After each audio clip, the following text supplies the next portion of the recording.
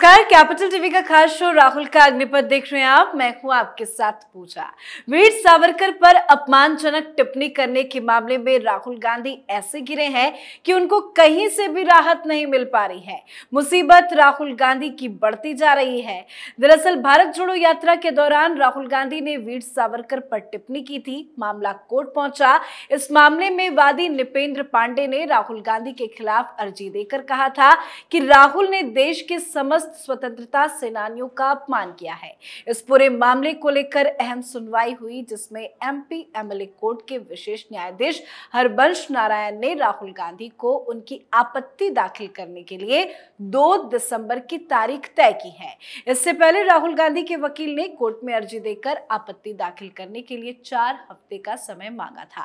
तो इस पूरे मामले को लेकर क्या है ताजा अपडेट बताएंगे आपको, और साथ ही ये भी बताएंगे कि कैसे एक और मानहानि के मामले में राहुल गांधी बुरे फंसते नजर आ रहे हैं।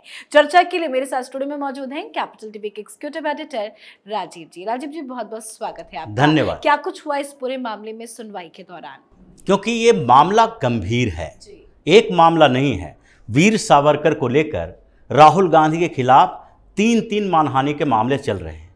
एक तो इसी टिप्पणी को लेकर ठाणे पुलिस ने एक मामला दर्ज किया था, वो भी मुंबई में चल रहा है। दूसरा मामला सात्यकी सावरकर, जो वीर सावरकर के पोते हैं, उन्होंने दर्ज किया था लंदन में राहुल गांधी के उस बयान को लेकर, जो बयान इन्होंने दिया था सावरकर के बारे में कि वीर सावरकर एक किताब में लिखते हैं कि वो अपने 3 दोस्तों के साथ थे और वहाँ एक मुस्लिम युवक को पीटा उन लोगों ने और वो खुश हो रहे थे। इस मामले के लिए भी सात्यकी सावरकर ने मानहानि का मामला दर्ज किया है। लेकिन ये जो तीसरा है, ये उत्तर प्रदेश में दर्ज किया गया है। लखनऊ के एक निचली अदालत में पहले नृपेंद्र पांडे ने एक याचिका दर्ज की थी कि राहुल गांधी 17 नवंबर 2022 को जब अकोला में थे महाराष्ट्र के, तो उस समय इन्होंने वीर सावरकर को लेकर टिप्पणी की थी और वीर सावरकर को अंग्रेजों का पेंशनर बताया था, देश के खिलाफ काम करने वाला बताया था। महान राष्ट्रीय स्वतंत्रता सेनानी के लेकर जिस तरीके की बार बार टिप्पणी की जा रही है, वो सारे स्वतंत्रता सेनानियों का अपमान तो है ही, लेकिन राहुल गांधी एक विशेष तरीके से इनको टारगेट कर रहे हैं। तो इसके लिए राहुल गांधी के खिलाफ इन्होंने मानहानि का मामला दर्ज किया। लेकिन निचली अदालत ने क्या किया कि उनके मामले को देखने के बाद कहा कि ये हमारे ज्यूरिडिक्शन से बाहर है, हमारे क्षेत्राधिकार में नहीं आता है, क्योंकि ये उत्तर प्रदेश है। महाराष्ट्र में उन्होंने बयान दिया और इसलिए इस पर उन्होंने रिजेक्ट कर दिया था उनकी याचिका को। फिर पांडे जी पहुंच गए जिला अदालत यानी डिस्ट्रिक्ट कोर्ट में। वहां पर अश्विनी त्रिपाठी जो थे, वहां जिला जज, उन्होंने इस मामले की सुनवाई देखी और उसके बाद कहा कि ये ज्यूरिडिक्शन का मामला नहीं है, मानहानि का केस कहीं भी दायर किया जा सकता है। क्योंकि जैसा मोदी सरनेम के मामले में हुआ, पुर्णेश मोदी ने कर्नाटक में जाकर मानहानि का मामला दर्ज नहीं किया। गुजरात के जो मजिस्ट्रेट कोर्ट में उन्होंने दर्ज किया था, वो गुजरात सरकार के अंदर है। उसका ज्यूरिस्डिक्शन जो है गुजरात के उस क्षेत्र विशेष में होगा जो मजिस्ट्रेट कोर्ट का होता है। लेकिन फिर भी यह बयान कर्नाटक में दिया गया था, मानहानि का मामला दर्ज गुजरात में हुआ और गुजरात में सुनवाई भी हुई, सजा भी हो गई। उसी तरीके से डिस्ट्रिक्ट जज ने कहा इस पर सुनवाई होनी चाहिए और इसे ट्रांसफर कर दिया एमपी एमएलए कोर्ट में। ये एमपी एमएलए कोर्ट ये ऐसा है कि इसमें स्पीडी ट्रायल होता है, इसलिए बनाया ही गया है कि अगर कोई सांसद या विधायक जो प्रतिनिधि है जनता का, वो लोग अगर गलत करते हैं तो उनके लिए मामला जो खिंचता जाता है, सालों साल तक चलता है, वो सालों साल तक नहीं चलना चाहिए। लोगों को अपने जनप्रतिनिधि के बारे में जानना जरूरी है और कई ऐसे मामले जनप्रतिनिधि के खिलाफ होते हैं, जैसे एमपी या एमएलए के खिलाफ, जो बदले की भावना से ग्रसित होता है, तो उस पर सुनवाई जल्दी होगी तो लोगों को यह पता चलेगा कि ये जो एफिडेविट डालते हैं चुनाव के समय, तो उस समय ये लोग मामलों की जानकारी देते हैं। तो वो मामले जो कि सुनवाई के लिए रहेगा तैयार और लंबे समय तक सुनवाई चलेगी, तो उन मामलों की लिस्ट ज़्यादा होगी। किसी भी व्यक्ति को परेशानी हो सकती है कि हमारे खिलाफ 20 मामले चल रहे हैं, 15 मामले चल रहे हैं, तो एमपी एमएलए कोर्ट बनाया गया कि भ्रष्टाचार हो या फिर दूसरे मामले हो, क्रिमिनल केसेस हो, इसके लिए MP MLA court speedy trial करेगी, क्योंकि वहां पर दूसरे का मामला तो आ नहीं सकता, सिर्फ जनप्रतिनिधियों का आएगा। तो इसलिए उस मामले को ट्रांसफर कर दिया गया एमपी एमएलए कोर्ट में, और वहां पर जो फिर सुनवाई हुई, तो जो मई में सुनवाई हुई थी उसमें एमपी एमएलए कोर्ट का कहना था कि ये मामला चूंकि लखनऊ का नहीं है, उत्तर प्रदेश का नहीं है, तो इस मामले को इन्वेस्टिगेट करना पड़ेगा।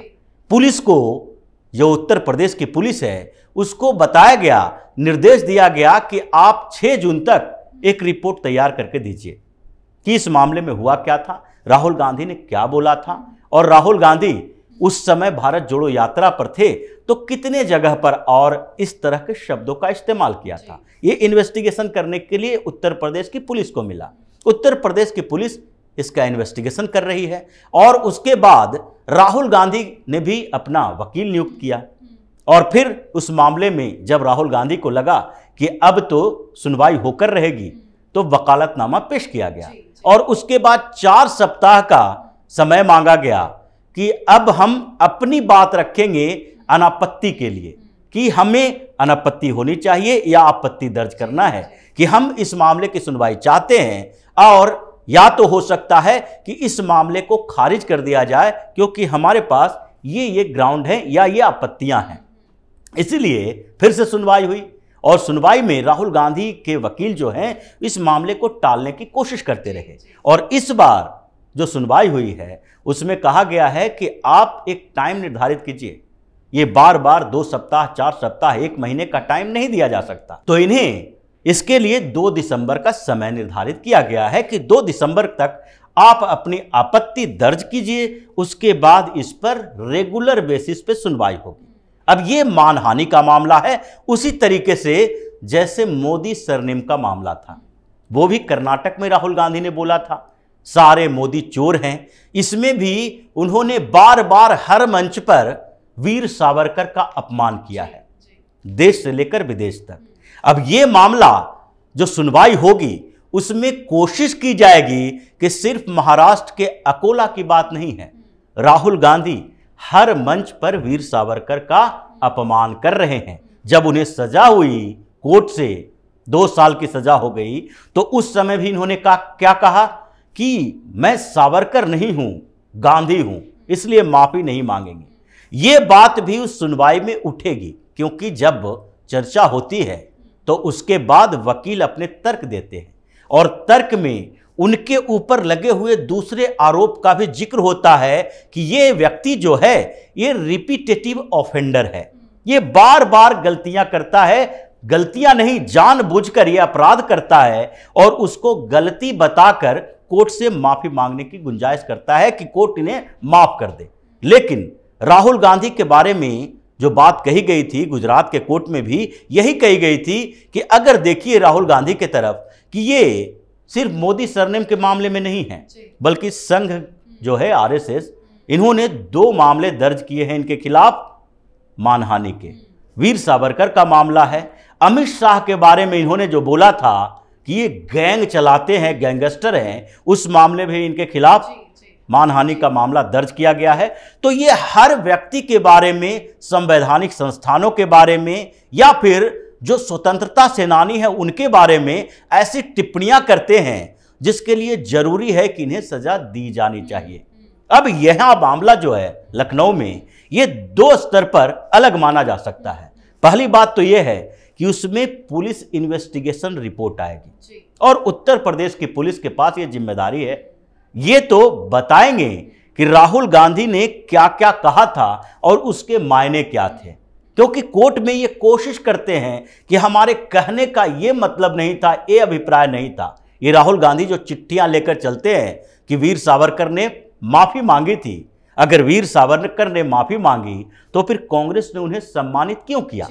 ये ऐसे नेता हैं वीर सावरकर जिन्होंने स्वतंत्रता आंदोलन में सिर्फ अहम भूमिका खुद से नहीं निभाई, बल्कि एक वैचारिक स्तर पर उन्होंने नया आयाम दिया। 1857 के सिपाही विद्रोह सब कह रहे थे, उसको प्रथम स्वतंत्रता आंदोलन बताया।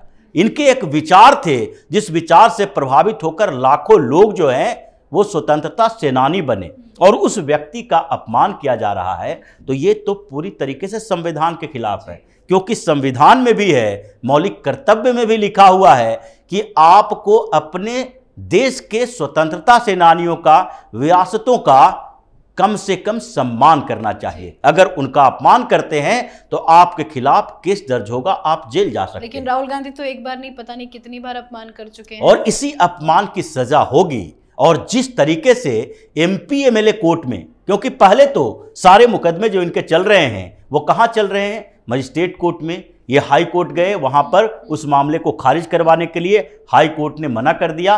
तो सुनवाई जो हर जगह चल रही है वो मजिस्ट्रेट कोर्ट या डिस्ट्रिक्ट कोर्ट में चल रही है, लेकिन ये जो मामला है एमपी एमएलए कोर्ट में चल रहा है, जो रेगुलर बेसिस पर सुनवाई करती है। ऐसा नहीं है कि वो कोर्ट है जो 6-6 महीना, 1-1 साल का समय देगा। तो लगता यही है कि 2024 के चुनाव से पहले जल्द ही राहुल गांधी के ऊपर यह सुनवाई का फैसला आएगा, और इस फैसले में भी मैक्सिमम पनिशमेंट ही मिलेगी, जैसा कि पिछले केस में मिला। और 2 साल की सजा के बाद ये 2-3 महीने तक भटकते रहे, सांस दी गई, चुनाव लड़ने की स्थिति खत्म हो गई थी। अब इसमें भी यही होगा। 2024 का चुनाव हो सकता है कि राहुल गांधी लड़ ही ना पाए, वो जेल के अंदर दिखाई पड़े। जी, बहुत बहुत धन्यवाद सर समझाने के लिए। धन्यवाद। तो राहुल गांधी वीर सावरकर पर टिप्पणी कर बुरे फंस चुके हैं। इस पूरे मामले को लेकर कोर्ट एक्शन में है। हाई कोर्ट ने अब राहुल गांधी को 2 दिसंबर तक का वक्त दिया है। राहुल गांधी इस पर आपत्ति दाखिल कर सकते हैं, पर यह मामला राहुल गांधी के लिए बड़ा झटका देने वाला है। वीर सावरकर का अपमान कर राहुल गांधी बुरे फंस गए हैं। आप अपनी राय कमेंट करके जरूर लिखें। देखते रहिए कैपिटल टीवी। नमस्कार।